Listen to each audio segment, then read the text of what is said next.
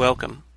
I'm Sebastian Mahfood, and you're listening to WCAT Radio, the on-air wing of En Route Books and Media, bringing you the dulcet sounds of Catholic wisdom.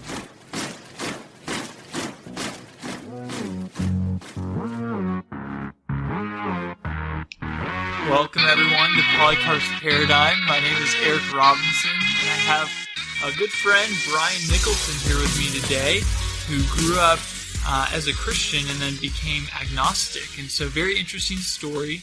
Welcome, Brian, to the show. Thanks a lot for having me, Eric. Yes. Nice to be here. Yes. Well, I'm so excited to hear your story. And so let's start from the beginning. How did you grow up, and when did you kind of become a Christian? What did that look like? So I grew up in a home that both my parents identified as Christians, but we weren't church going. I don't even remember us really going to church Christmas or Easter. Okay.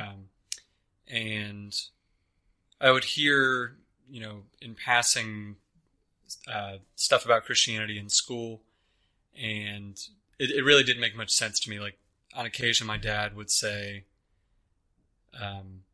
he would pray to the Father, and his dad had passed away, and I thought he was praying to his deceased father. Gotcha. So none of it really made sense to me. And then when I was 10, I always wanted to be a cartoonist, or not always. When I was a kid, that was kind of my dream. I loved The Simpsons and Futurama, and I was always doodling in class instead of paying attention. And so I wanted to be a cartoonist. And so my parents got me in art lessons, and this woman, she was devoutly religious. She was a Christian, and she was, retrospectively, I'd say she's probably what some would consider kind of fanatical. Fundamentalists? Or at least fundamental. Okay. I don't think all fundamentalists should be considered radical, but she definitely... She certainly was. She took it very seriously, and the whole fire and brimstone thing, and I remember being very afraid of hell. And I think I actually had 2 conversion moments, like, in front of this lady. Like, one moment was at the church her husband pastored at, and I remember accepting Jesus there. And then, like, I thanked the pastor. I was like, "Thank you for saving me," after it happened. And they're like, "No, he didn't save you. Jesus saved you." So, like, I don't even know if I understood what was really happening. I don't think the pastor was like, I didn't think he was God, but I just remember that. That's funny. It's kind of an embarrassing moment. And then I was with this same woman again at like a larger church service. It wasn't like a Joel Osteen service, but it was pretty large. So people from the Woodlands, if you've been to the Methodist church, it was about the size of, say, the Harvest service. And I just remember it being a really intense experience, and they called people up that wanted to follow Jesus, and I had the goosebumps, and my heart was pounding in my chest. And I spoke with this man for a few minutes about the decision I'd made, and then after that, it's kind of a blur. Like, so from the time I was 10 to about 16, I identified as a Christian, but it really didn't influence the way I lived at all. It kind of did. I mean, I would refrain from doing certain things oftentimes on the basis of my religious beliefs, like drinking or doing drugs or things like that. But I didn't read the Bible. I didn't pray. I didn't go to church that often. And, I had friends that would go to church, and occasionally I would go with them. But I just really didn't have an interest in it. And then, so I guess what was kind of drawing me to a deeper faith or what have you in college was, part of the reason was that it was kind of a novelty. And I think, people that grow up in the church, if it's all they've ever known, and then they leave the church, it can be kind of hard I would think it would be hard to come back, even harder than it is for someone in my position, because for me, it was all new. And it was kind of exciting. It was like, what is this church thing anyway? And like, okay. Right. It was fresh and rejuvenating. And so the way I got introduced to it was through my fraternity's pledgeship Bible study. Okay. And I was kind of just feeling down in general about purpose in life and just kind of feeling like I didn't have direction. And so I kind of latched on to this thing, Christianity, that said it could provide a purpose and meaning. And so I became pretty fervent. I think towards the end of my sophomore year and beginning of my junior year, I began to get into apologetics. And I was really excited about defending Christianity. And I was frustrated because it didn't seem like any other Christians were really excited about apologetics or defending the faith. They were just kind of like, oh man, like, you know, I just take it on faith and I don't know why you can't do the same and all of these things. And I had all these quotes prepared and I had, you know, my prepared arguments laid out, and I was always kind of ready to talk to people that didn't believe what I did. And it was pretty consistent, I think, through college. Like behavior-wise, I would say Christianity had more of an influence on my behavior in college than it did at any other period in my life. Okay. But probably about a year and a half to 2 years ago, I really began to kind of explore the doubts I had. And were those still kind of lingering even during your apologetics phase? Did you kind of bury them down? Or were they pretty much like you weren't even thinking about them, but then like 2 years ago you start rethinking about these things? Yeah, I don't think I ever really gave them enough thoughtful consideration. I was always just I was always trying to seek out like the positive case and never really having like a balanced content ingestion, I guess. Like I was always only reading the apologetics material like William Lane Craig and Reasonable Faith. And, you know, that's helpful because oftentimes they're responding to criticism. But at the same time, you need to read those critics as well. You need to see what they're saying. You need to read the counter response to the apologetics response, and so on and so forth. So I really got into apologetics first by watching debates. I wasn't really reading a lot about the arguments. I was watching William Lane Craig. Okay. And I still, like, even as a non-Christian, think he's an amazing debater. He's very articulate. And it's interesting because atheists will complain about William Lane Craig and say, oh, he always uses the same arguments in every debate, so he's obviously not a good apologist. But it's like, that speaks to the strength of the apologist if he's using the same arguments each and every debate and people know that he's going to use them and they still, flounder. Yeah. And I'm not saying no one's ever done well against him, but by and large, I think he kills it. And but I still am not convinced by his arguments. There's some, and I'm sure we'll talk about it, some I find more compelling than others. But so back to what I was saying, that was kind of my introduction to apologetics was the debates. And then I would kind of take what I'd learned from watching all those YouTube videos and try and talk with friends about it.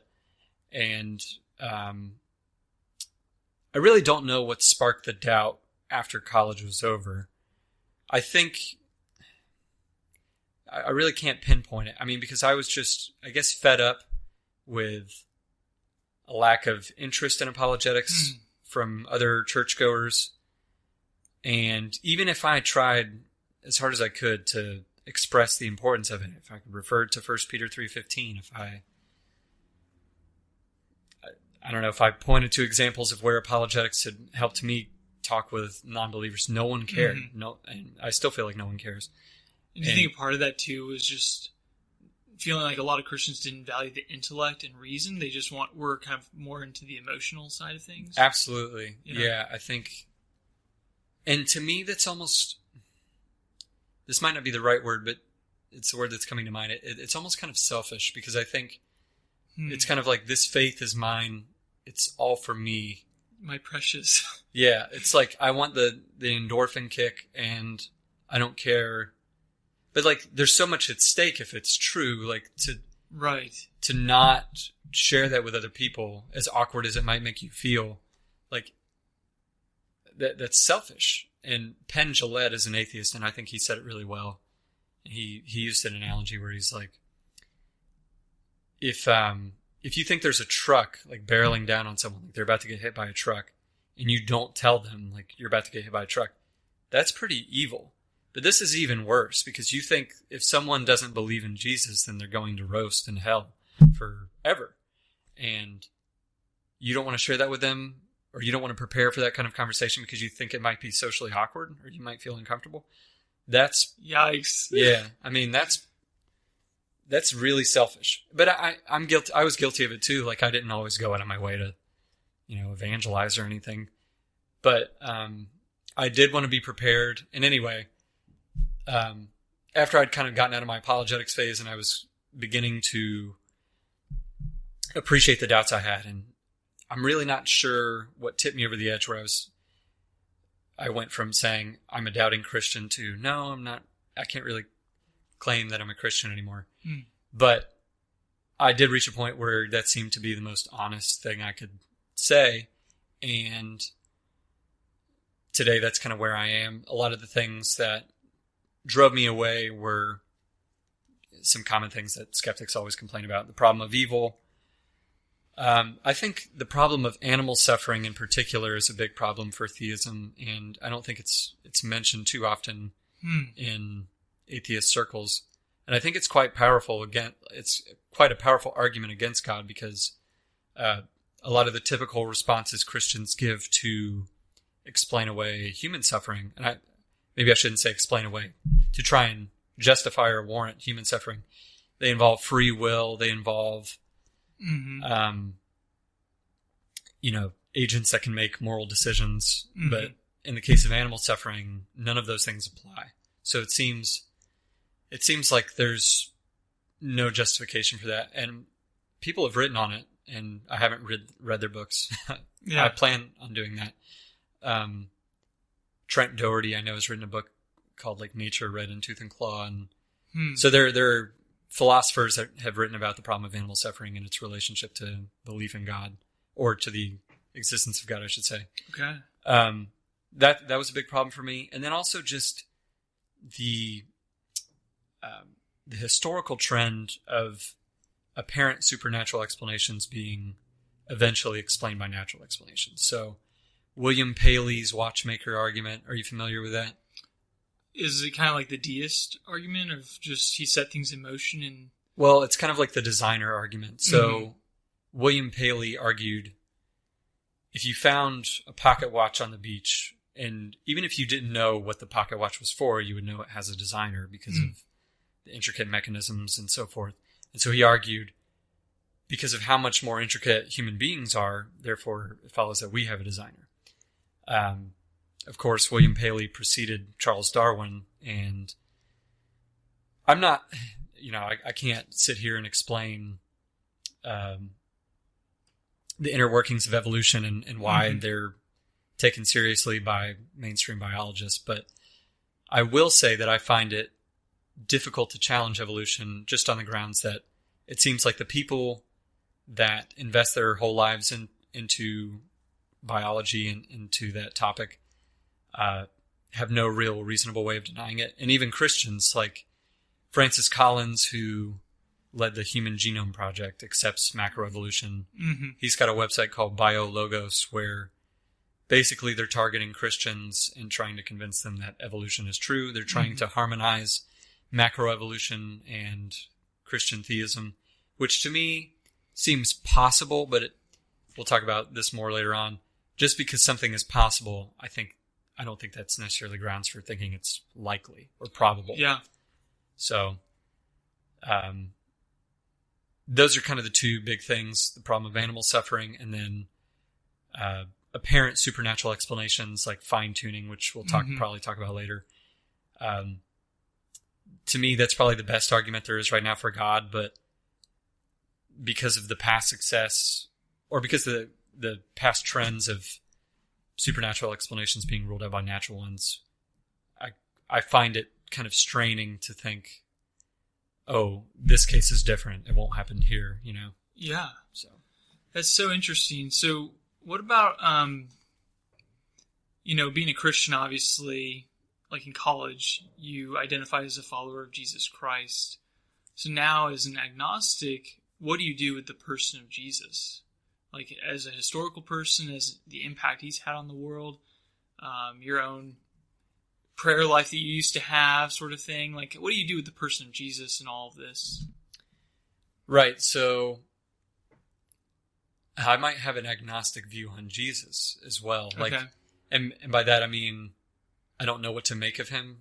I think there are a lot of Christ followers that do good for the world based on Jesus' teachings. Mm-hmm. But for me, in order to believe in him, I would have to have compelling enough evidence that he rose from the dead. And I haven't researched the resurrection as much as I would have liked to, but I take it more seriously than most atheists, I would say, or most agnostics, because I don't think there's nothing there that requires like a historical explanation. So, sorry, I'm kind of diverting from your question a little bit, but I guess I would say, like, if I had to say, what do I think of Jesus, I would say, I definitely think he was a real person. I think he was a first century rabbi. Mm-hmm. And I think he was crucified. I think there are certain things historically that we can know about him. Mm-hmm. And I think he had followers. And I think, I actually think that some of his followers probably had hallucinations or visions of him after he had died.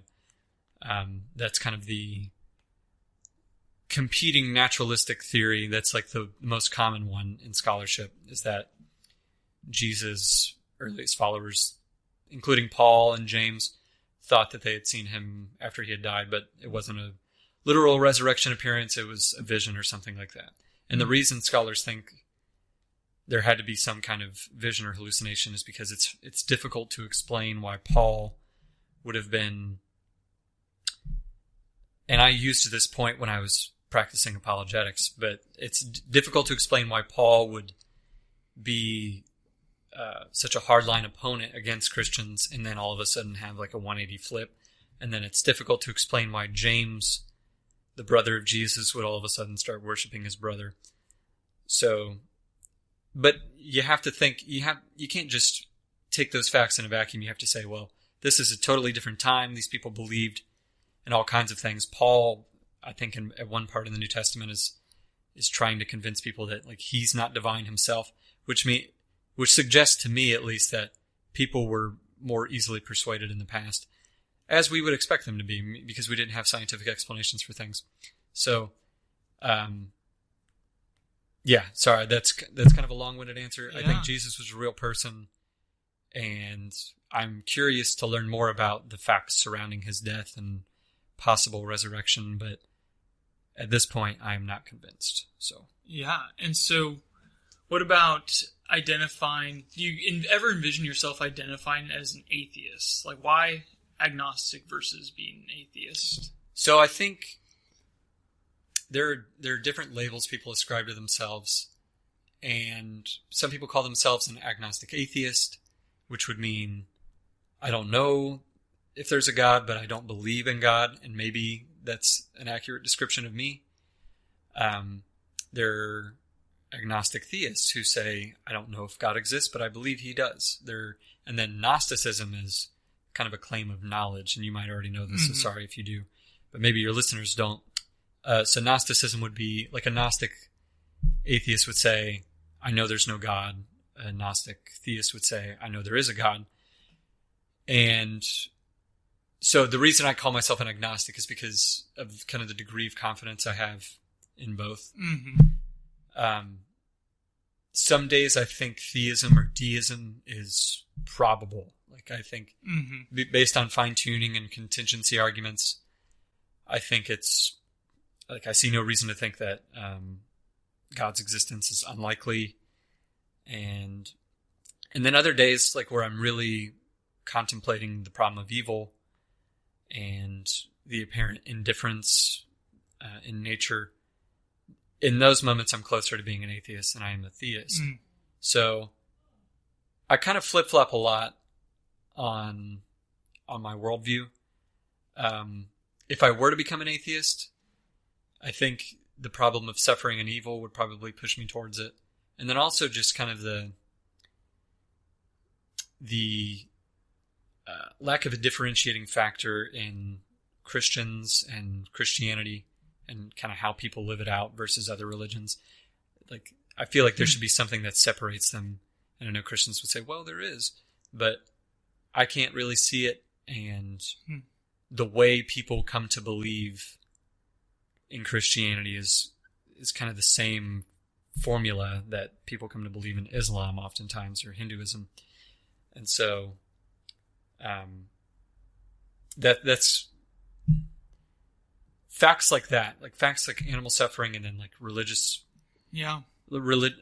belief being very intimately linked with geography, like kind of where you're born.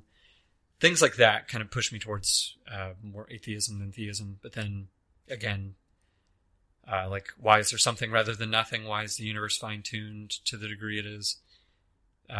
Those kind of push me towards theism. So that's kind of why I'm right in the middle, I guess. Yeah. Well, thank you so much for sharing. I would love to dig into some of those things if you're willing to talk about those some more. So interesting, mentioning the animal suffering. So it seems like in your position, correct me if I'm wrong, but like, if there were a God, surely it's not the Christian God, because the great, the great principle of Christianity is that God not only exists, but he also interacts with human history. Right. And you would say, well, the animal suffering shows that even if there is a God, he may have started this thing, but he's not interacting, or else, like, why would this keep happening? Why would this be? Is that correct? Right. So the animal suffering is more against theism, like an interventionist type God, than deism. Exactly. Yeah, and I would say, just, as I reflect on this, so we're just spitballing it here, Sure. But, mankind was made in the image and likeness of God. So man is the head of all the created order. When something goes wrong with the head, the rest of the body feels it. When the head of a household, let's say, the head of a family, let's say, actually in scriptures, so the head of households usually was the patriarch of the family. When they were baptized, their whole family was baptized. Mm-hmm. So what happens to the head of something affects the rest of it.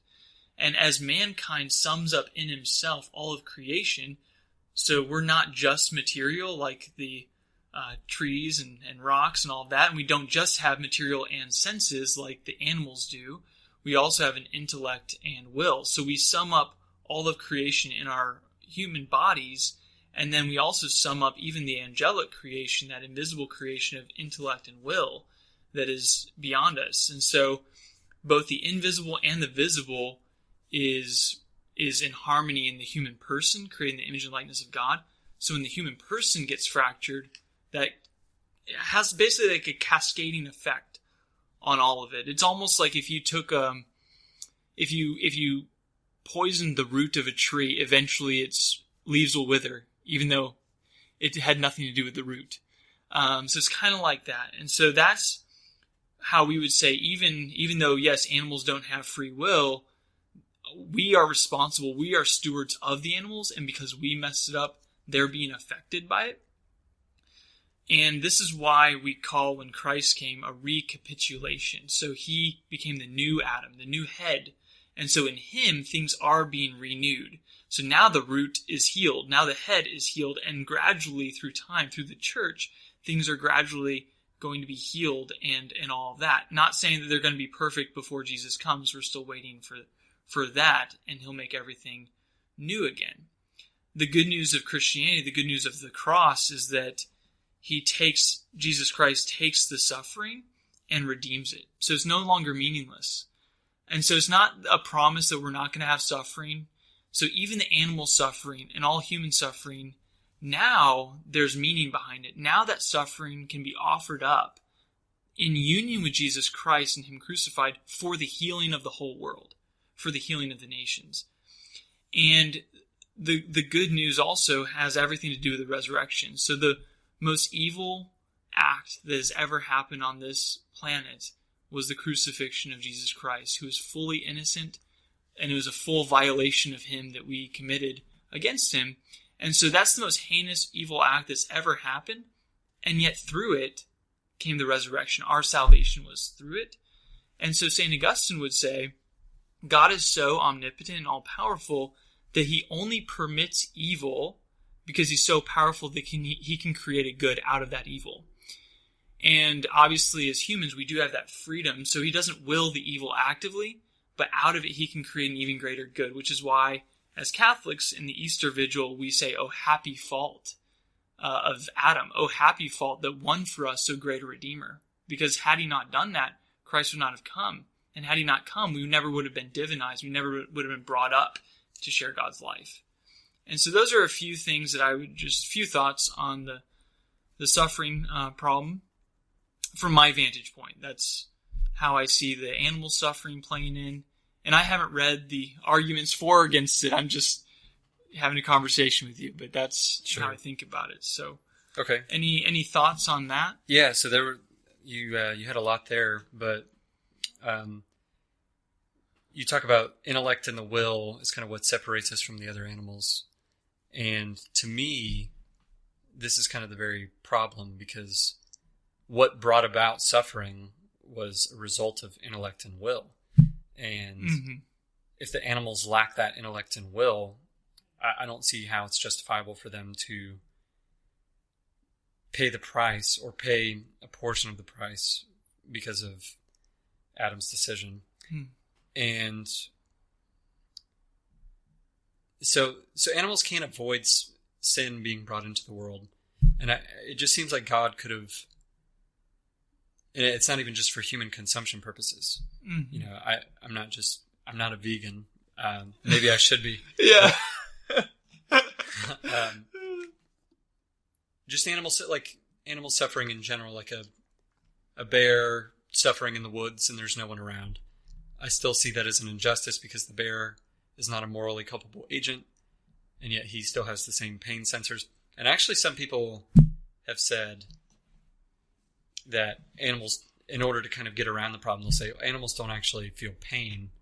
They just kind of react. Like, for example, like how an amoeba, when you poke it, it might recoil, but it's not experiencing pain. They might say, you know, if you step on a cat's tail, it appears to wince like it's actually in pain, but it's not actually in pain.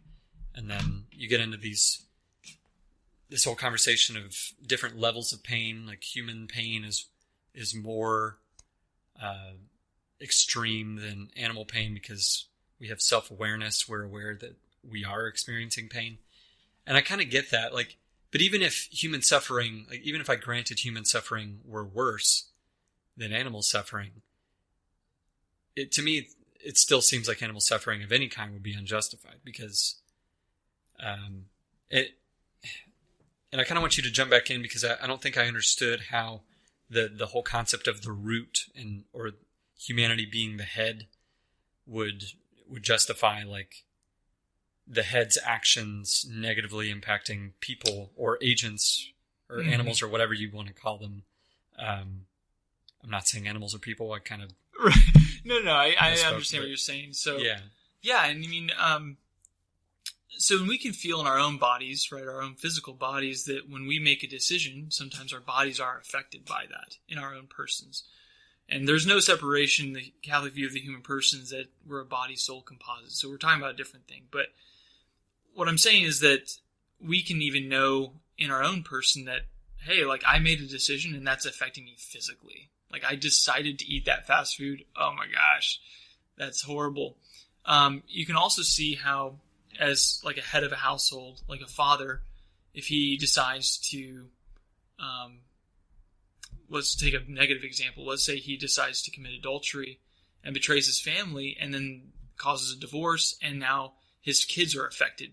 They did nothing to deserve that. They did nothing to, anything. Like that's a horrible situation, right? So absolutely, the head of the family has now affected those children.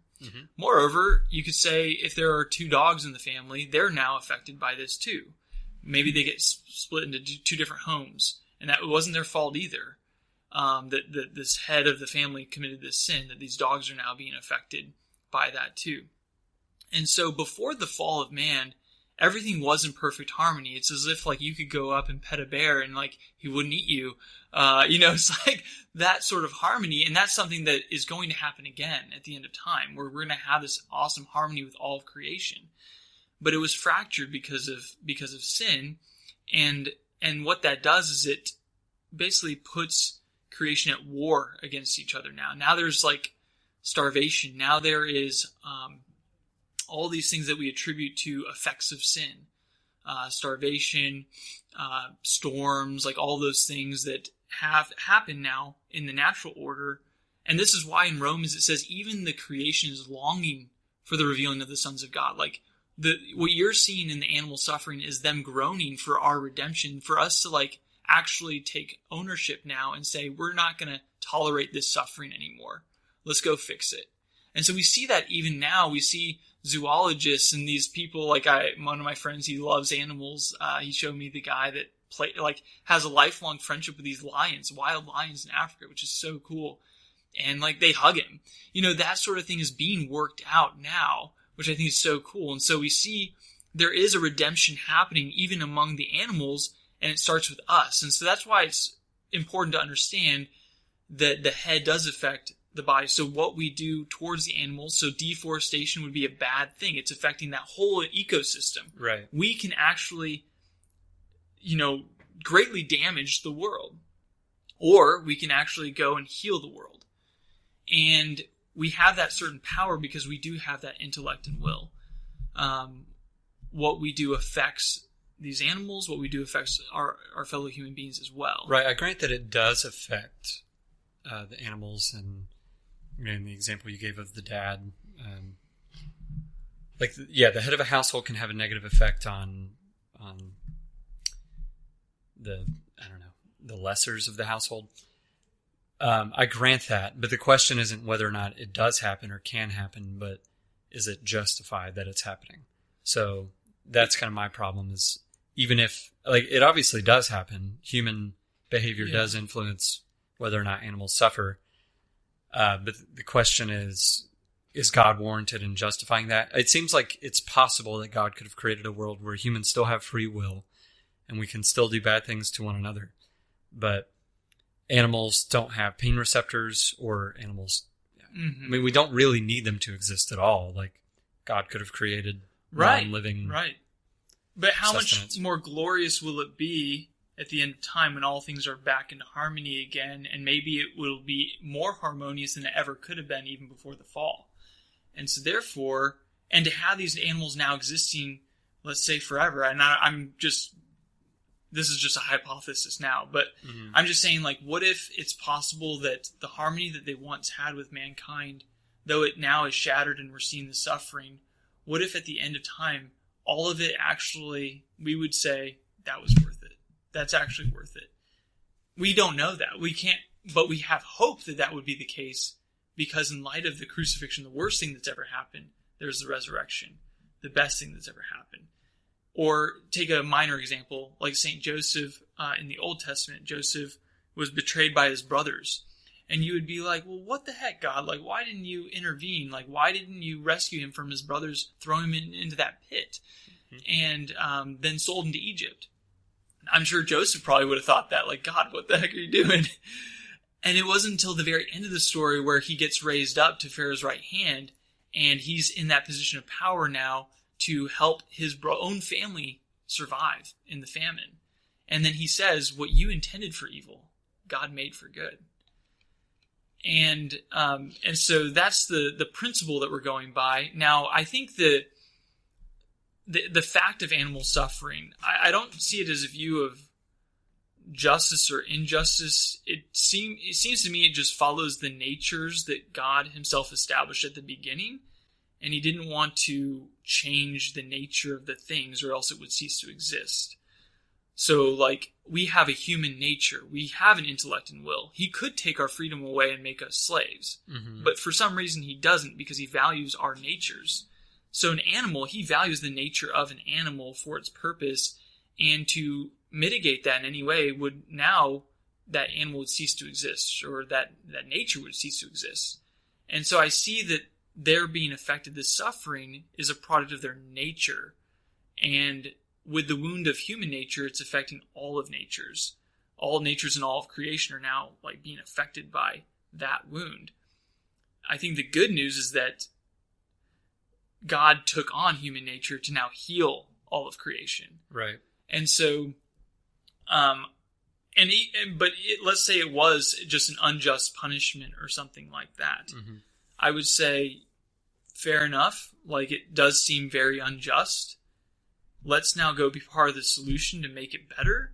And let's trust that God, in the end, is going to right all the wrongs. And that's coming from a hermeneutic of faith rather than skepticism when it comes to, like, looking at that suffering and saying, hey, I do believe God is still good despite what I'm seeing, and I have hope for that because of X, Y, and Z. And so I do think that in the end, even if we can't see it now, we will see that he'll right every wrong. Well, to me, it seems like if that's kind of the position you take, and many other people adopt it as well, where someone gives an example of something that seems inconsistent with Christian theism, like animal suffering or gratuitous human suffering or what have you, and then you could say, well, God will use this, God will bring about greater goods as a result of it. There's nothing I can say that would disprove that. I think that's possible. But my thing is, I want to approach it almost like there's competing hypotheses on the table, and I think that's a good way of going about it. And I want to approach it like, what would I expect under each? Like, what would I expect the world to look like? And then you could say, well, your expectations of what the world would look like if God existed, that has no relevance to, what's going on in God's mind and how he would want to ordain the world and things like that. Sure, I grant that. But at a certain point, you have to incorporate what you would expect, because otherwise, if you have no conception of what God might do or what you would expect God to do, then what use is the concept of God at all? I mean, if you can't, like, you would say something like, if God is good, he'll create a world with human beings. How do you know that? How do you know that's what's going on in God's mind? Well, you might say, well, it's just kind of intuitively true. Okay. But then if you grant that, then like, what argument do you have against someone like myself who would say, okay, let's take these intuitive beliefs we have about what a world would look like if God existed and take them even further. Would I expect God to allow children to be raped? Would I expect God to allow animals to suffer if they aren't moral agents? Things like that. And so I think that's interesting. It's like if you're warranted in being able to peek into the mind of God in some instances and, say, this is what God's intention was in this instance, based on the Bible or what have you. But then someone else can't say, well, I would expect a world. If God existed, I would expect a different kind of world than the one we see. Those kind of seem at odds with each other. Does that make sense? Yeah, I mean, and both of us, all we have is this world, right, to establish our arguments, to gather evidence, to make sense of things, right? So we only know things through our senses, and so we're gathering from this world. Well, that's how we know things in the natural. So that's the light of human reason, that we're using what we do know, and we're trying to ascend to these thoughts, these ideas. But the other way of knowledge is through that light of faith, which comes through divine revelation, which we've talked about, like with these stories in the scripture that show, really God working through history, and even despite the evils and all of that. And so to me, it's like, well, we have to take the world as it is and say, whether or not God exists, this world does exist, let's say. Right. Like, we can't deny that. Right. If we deny that, then we're pretty, we're in the Matrix. Solipsis. Exactly. And so, talk about that. taking that into account, I think it is possible that it's all meaningless, that there's I mean, obviously we both know that there is animal suffering. That's something we could agree on. Right. And I think we can both also agree on that we humans do have freedom. And that the animals somehow are lower than us in the sense that we can pretty easily control them. Would you agree to that? Right. I think based on technology and weaponry and everything. And so we actually do also have the power to destroy all the animals if we wanted. We actually have the power to inflict suffering if we wanted to do that. And some humans do. Right. Which is horrible, like that's the case. But these are the facts that we have. We also see other humans that, yes, they're more powerful than the animals, but they're using that power now to help alleviate the suffering and to create harmony and balance and all of that. And so we see the principles that are in Scripture of mankind being the head of creation. Mm-hmm. We see that in our natural world now. We see that we do have power over these animals. We can alleviate their suffering or we can inflict even greater suffering. And so, yes, sure, why is God allowing that? And I would say, well, he allows human freedom. And so he allows us to have the ability to alleviate or not alleviate the suffering. And you're correct in saying that sometimes without any human interaction currently, that animal's being affected.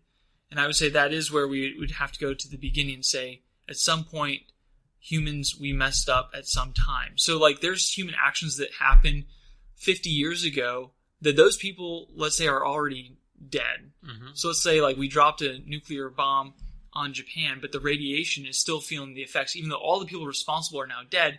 Is that really fair to them or their children that are being affected by this thing? And we would say, well, what the heck? Like, what's going on? Well, truth be told, it was the sinful actions that happened 50 years ago that we're now seeing the repercussions of that. And so I think there is a principle there of just because me and you might not be responsible for that bear suffering in Alaska and no human persons that even interact with that bear, that's not to say that there hasn't been a human thing that happened way back when. Mm-hmm. And I would say it's not just like a physical action. Once again, it's an action by our human nature we've done. We've had a fractured nature, and that caused a ripple effect in all of creation. And so we do see that creation is longing and groaning for that healing. And I think we could both agree that the suffering points to them wanting a healing. Or at least it shows that we would wish in our intuition that there wouldn't be suffering, that there would be harmony, that'd be okay. Right. There was another point you mentioned about meaning in suffering. Okay. And do you think meaning... I mean, it seems like you take the position that if we don't have souls, then there really is no meaning. And I would share that view. There's no objective meaning if we don't have souls. Do you believe animals have souls? They do not have the same kind of souls we do. They have souls in the sense that it's their... Basically, they have sensitive souls. They have... So the plants have vegetative souls. The animals have sensitive souls, we would say. It's just what makes something come alive. Mm-hmm. And so they do have senses in that sense. And so they have that, but they do not have a human soul. They're not made in the image and likeness of God. Will they have resurrected bodies? That's something I don't know. Okay. I don't think that's clear. I think there's different theories on that. And so I don't know.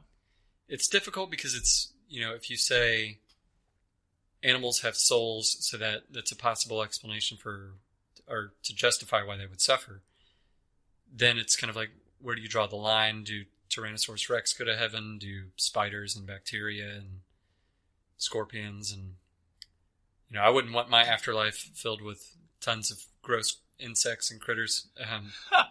But I know that's kind of funny, but it's like, I think that's a legitimate concern. Unless in heaven, where it's all in harmony, there's no fear of anything. And they all, like, we even see that now in the natural order where, like, I hate spiders personally, but man, they do a good job of getting some flies away, catching them in their nets. And I also hate mice, but man, they do kill those spiders, and that's kind of nice. And I don't really like cats, but they, take care of the mice. And so we do see this kind of circle there that's happening. And I don't know what the afterlife is going to look like as far as the animals are concerned. Okay. There might be totally different creatures. But just, yeah, and so I don't know about that, but I hope, and I feel like the hope is reasonable, and it's not just possible, but it's plausible and even probable based on really divine revelation, and also in my own life, I can even see where there's been suffering, and I would say God has made things way better than I could have had even if I hadn't had that suffering. Which is like, I still don't wish that there was that suffering, but man, you've made something greater out of it. And so, though I don't know all the ins and outs, I think I have a very good idea that whatever suffering I do see in front of me, that's not the end of the story. There's going to be something. Whether or not that animal has a resurrected body, maybe that wasn't the purpose of that suffering. Maybe the purpose was something I can't see right now. But I do trust that God is good. He's goodness itself. And that out of that, he can create an even greater good. Yeah, I mean, I respect that that's the position you have. And for me, it just got to a point where I was so uncomfortable with how the world looked and what I would expect it to look like under the assumption that God exists. And I participated in a debate recently, and okay. I feel like one of the points I made kind of applies here. And one of the points, so my opponent was arguing about the moral argument, and he was saying, if God exists, then objective moral values and duties exist. Or excuse me, if God doesn't exist, objective moral values and duties don't exist. But they do exist, so therefore God exists. Basically, you think rape is wrong, I think rape is wrong. Most people think rape is wrong. It's objectively wrong. That's not how they would form the argument. They would basically say you need an objective moral reference point, like God, in order to say any kind of moral position is objectively right or wrong. And I think there's merit to that argument. I don't think I can say, let's say I have some strange moral position, like people that drink grape soda are evil. And yeah. The fact that I feel that way doesn't show that it's objectively wrong. Even if everyone agreed with me, even if everyone in the world agreed with me, that wouldn't show that it's objectively wrong. Maybe a better example would involve something that's not even a moral situation. So let's say, Eric, that you're wondering what color to paint your bedroom wall. And I say, well, you should paint it blue. And then somehow we poll the entire world and everyone agrees that blue is the best color to paint your bedroom wall. That doesn't mean blue is objectively the best color to paint your bedroom wall. Yeah. It just means it's subjective anyway. It's a universally accepted subjective opinion. And to me, I think that's kind of what we're getting at with moral positions like rape being wrong, murder being wrong. It's just kind of a commonly accepted social norm. But I think that's different, though. You're confusing the subjective and the objective there. So, for instance, ice cream. If everyone in the world said mint chocolate is the best, we wouldn't say it's objectively the best. We'd say that that's still a subjective opinion. But if everyone agreed that, hey, or let's say everyone disagreed and said, if you take that ice cream out and put it in the sun, it's not going to melt. We'd say, well, that's objectively wrong, even if everyone in the world agrees. Because the nature of the ice cream is that it will melt in that heat. And so when we're talking about the human nature, that's why rape is wrong, because we're going into the objective natures of things. And that's different than the subjective, like, ascetics that are happening around. Well, so, I mean, I agree if someone said something factually untrue that that's not just subjective, they're objectively wrong. But the thing is how would you go about the way people prove objective morals exist is by appealing to moral experience, oftentimes. There are other arguments. My friend sent me a laundry list of articles that I need to read about ways that you can determine objective morals exist without appealing to intuition. So just to be clear to your listeners, I'm not saying that none of those things exist or that appealing to intuition is the only way people justify it. But I will say that in my experience, that seems to be the most common way, and that was Gotcha. one of the major things that my opponent appealed to in the debate. And so what I said in response to that was, the feeling that you and I both experience of rape being wrong, like really wrong, like we can't fathom it. It disgusts us, and it's one of the worst things you can do to somebody, if not the worst. The fact that we have that strong feeling doesn't show that that feeling is objective. It just shows that we have a strong feeling.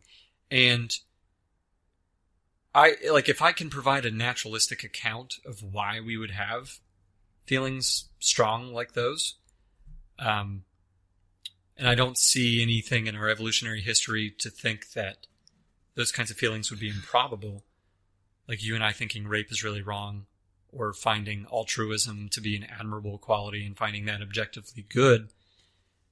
If naturalism can provide kind of a sound explanation for why we would have the same phenomena in question, the same phenomena being us having a moral experience in which we think rape is really bad and we shouldn't do it, then I don't see how positing God as an explanation adds any kind of explanatory power.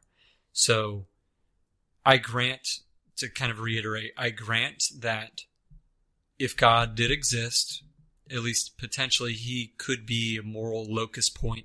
He could ground morals in objectivity, or there's at least a better chance of that being possible if God existed than not.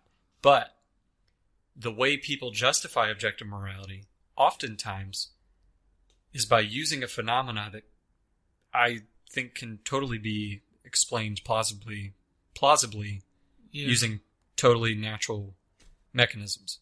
Yeah, I mean, if we're evaluating the feeling, sure, but if we're evaluating the actual act, despite our feelings, then that would be something a little different, right? I mean, so how would you go about discussing why an act is wrong without appealing to... You could say, well, it hurts the other person, but then I think it all kind of boils down to, like, you should feel bad about hurting other people. Why should I feel bad?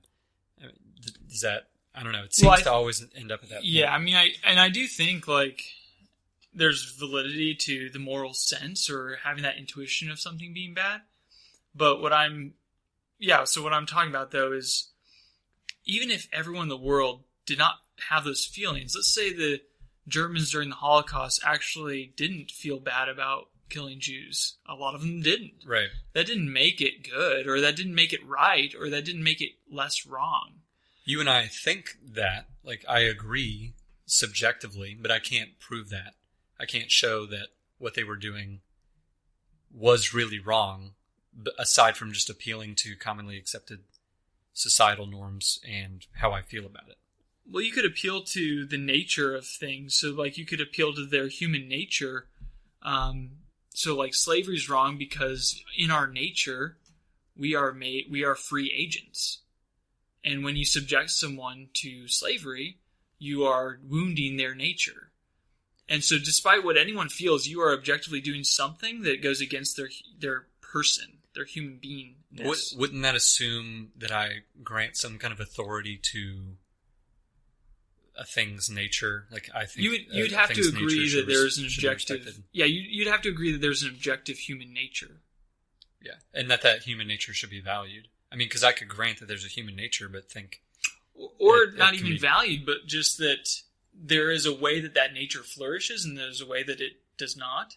And, right. Yeah. I mean, I don't think... So Sam Harris is an atheist, and he's talked about human flourishing as a way to try and justify how he believes in objective morality without being a theist. And I think it's a failure of an argument because of the underlying assumptions. Like, why think human flourishing is valuable? Just because you're a human? Well, why does what you have to say matter? Why not rat flourishing or spider flourishing? So it all kind of, there's always hidden assumptions in any kind of claim to justify objective morality. I think even theistic arguments that try and justify objective morality, you know, there's questions that often get ignored, like, why is what God says the morally objective thing, just because he's more powerful than us? Why is power what grants? Does might equal right? Things like that. So, I'm sorry, I'm not trying to go off on a rabbit trail there, but there's a lot to unpack. In terms of objective morality. For sure. So that's true. Well, let's say I think we got about 5 more minutes. So maybe let's cover real quick your second argument. Your second argument was basically like, hey, we've seen quote unquote miracles from the past, miracle stories that now have pretty easy scientific explanations, or at least they're explainable that it wasn't a miracle or something like that. Sure. And so, would you like examples? Yeah, that'd be good. So, I think a good one was one I already gave, was the watchmaker argument from William Paley. Mm-hmm. I mean, if I lived in his day, I totally would have bought into that. Like if you have no understanding of evolution, if you look at human hands and human eyes, they look designed. Like lots of things look designed, but just because something appears some way doesn't mean that's how it is. Mm-hmm. You might think your wife is leaving for her late night meetings, but actually she could be having an affair. I mean, things aren't always how they appear, unfortunately. I'm trying to think of another example. I mean, people in Jesus' day were pretty easily persuaded by apparent parlor tricks and miracle claims. As I mentioned, Paul was trying to convince other people that he wasn't God, or that he wasn't the Christ. Yeah, to that crowd, to the pagans there. Right. And I mean, there's people... I think that's a little bit of a disservice to the people at that time. I don't think they were idiots. I'm not trying to suggest they were dumb. Right. Well, like the Sadducees, for instance, didn't believe in the resurrection. Did they witness it? No. Well, I'm just saying they didn't believe in the resurrection of the dead at all. They didn't believe in an afterlife. Mm. The Pharisees did, but the Sadducees didn't. Right. And that's why the Sadducees like questioned Jesus about the resurrection, because they were like, we don't believe in this. He's like, well, actually, God told you that I am the God of Abraham, and he's not God of the dead, but of the living. So he's showing them that actually there is a resurrection. Sure. All that to say is, like, there's not just like they were all hyper supernaturalists. Like there's a whole sect of, even in Judaism, of Sadducees not even believing in spirits or angels or afterlife or anything. And that's the Sadducees. Well, there were also people, even deeper into the past, prior to the Old Testament era, that attributed things like lightning strikes to vengeful gods like Zeus. Mm-hmm. And so it just seems like the gaps, or the spaces for God to fill, it's called the God of the gaps, they're kind of becoming ever more narrow.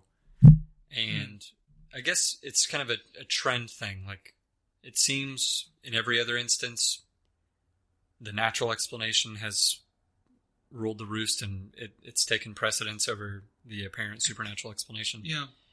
And yeah, I mean, I just kind of like to go with what has a good track record. Yeah, and it does seem like, man, I don't experience miracles every day, or like huge supernatural things all the time, like that. Would you say that it's possible that miracles can happen, though? That like something supernatural, something that can't be scientifically explained, would be a legitimate miracle?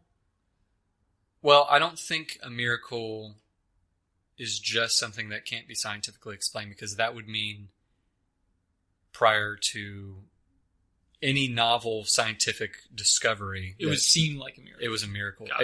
It might have seemed like a miracle, but I wouldn't call that a miracle. Like, I don't think we can retroactively say, oh, before we knew there were 4 fundamental forces, or before we understood gravity, like, if I dropped my pen on the floor, like that was a miracle at that time. But I do think, yes, I think it's possible for there to be supernatural interventions, activity. I think ghosts are possible. I kind of want to explore that a little bit. Like, I want to visit a haunted house just to, kind of test my fortitude a little bit. I think it'd be fun. But I think it's possible. I don't know how likely I see it. Yeah. Well, Something interesting that I learned this past fall especially was how many scientific discoveries were made by the Catholic Church. So the person who postulated the Big Bang Theory was a Catholic priest. Some of the greatest... George Lemaitre. Yeah, some of the greatest astronomers were Jesuits in the 1800s.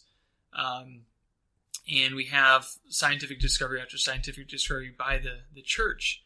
And I think it's because the theology of the Catholic Church lends itself to scientific discovery, because we believe that there's an order to the universe, that God designed it, that we can actually know things, that we can actually discover a design. And so I think that's interesting how the Catholic religion especially seems to lend itself to science and scientific discoveries, and which is why a lot of them have happened within the context of the Catholic Church. And that's why also in the Catholic Church's teaching and understanding that faith and reason never contradict, that they're always in harmony, because they come all truth can't contradict truth. And so because the world was created by God and faith is revealed from God, they're always in harmony when they're done rightly, when they're done with the appropriate and rightful means. They can never actually contradict. That's nothing to do with the miracle question. I just wanted to make that point. Right. And just to say, like, as a Catholic, like, definitely I value science and reason and all of these things. And I also do believe in miracles. I believe the miracles happened in Jesus' day, that he actually did heal the blind, that he healed the lame, and that was getting him traction with the people, and that and all of that. And I think we even see that today in our modern saints. Every saint in the Catholic Church, I just did a podcast recently talking about the canonization process. There actually has to be 2 post-death miracles attributed to their intercession after they die. And I was just researching today, one of those was St. John Paul II became a saint in 2013.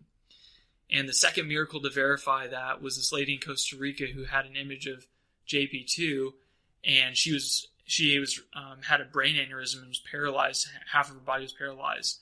Had a vision of John Paul II reaching out to her, and she got up and was healed. And her neurologist actually said, like, I can't explain this. Like, it's a miracle. Like, to me, it seems like that. Right. And so, perhaps one day later on they'll discover, like, oh, well, this is what actually happened, or blah, blah, blah, blah. Maybe. I don't take the position that,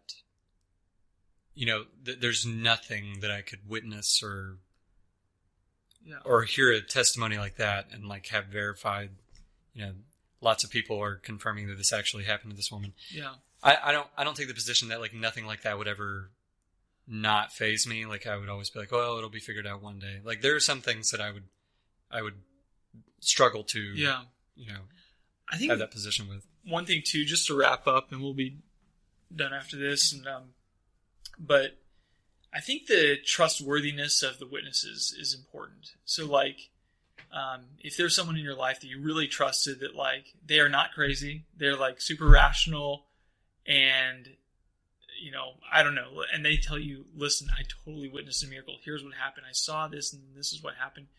You'd be more inclined to believe them but if they're used to, like, tricking you, or if they're used to lying. And so I think the trustworthiness of the witness, it has a lot to do with that as well. And so I do have a certain level of trust towards the martyrs that have gone before us and the saints that have gone before us. The early apostles, would they really have died for hallucination? Would they really have done that? I don't think so. They may have convinced themselves, but could they have convinced all those 3,000 people in one day? Could they have convinced the whole world eventually? The whole Roman Empire became Christian 300 years after. And so there has to be some sort of truth to that. And not that people can't die for lies, or that they don't die for their other faiths, but the way that they die, I think, is also profound. Like Peter, tradition says, asked his executors to crucify him upside down.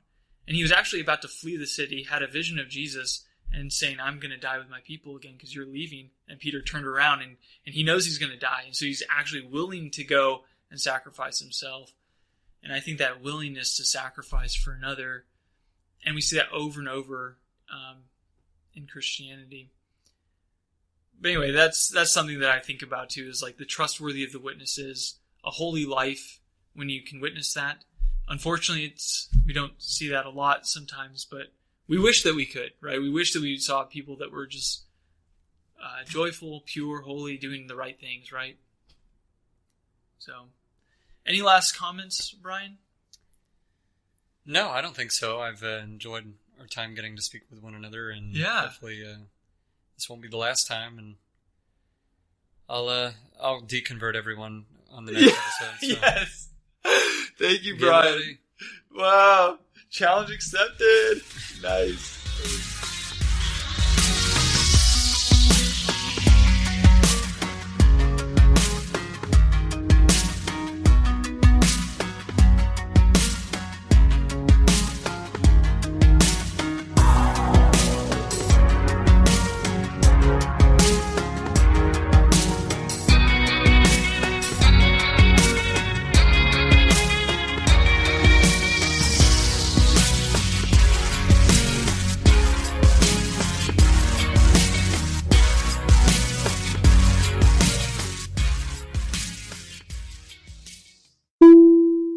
Hello, God's beloved. I'm Annabelle Mosley, author, professor of theology, and host of Then Sings My Soul and Destination Sainthood on WCAT Radio. I invite you to listen in and find inspiration along this sacred journey we're traveling together to make our lives a masterpiece and, with God's grace, become saints. Join me, Annabelle Mosley, for Then Sings My Soul and Destination Sainthood on WCAT Radio. God bless you. Remember, you're never alone. God is always with you.